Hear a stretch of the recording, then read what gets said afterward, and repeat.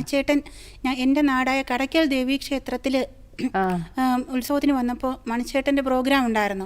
അപ്പോൾ ഞാൻ പറഞ്ഞു, ചേട്ടൻ എനിക്ക് വേണ്ടി ഒരു പാട്ട് ഡെഡിക്കേറ്റ് ചെയ്ത് പാടണം എന്ന് പറഞ്ഞു. എനിക്ക് ശരിക്കും അപ്പം മണിച്ചേട്ടൻ എനിക്ക് വേണ്ടി 2 വരി എനിക്ക് അറിയുള്ളൂ കേട്ടോ, എങ്കിലും ഞാൻ ശ്രമിക്കാം.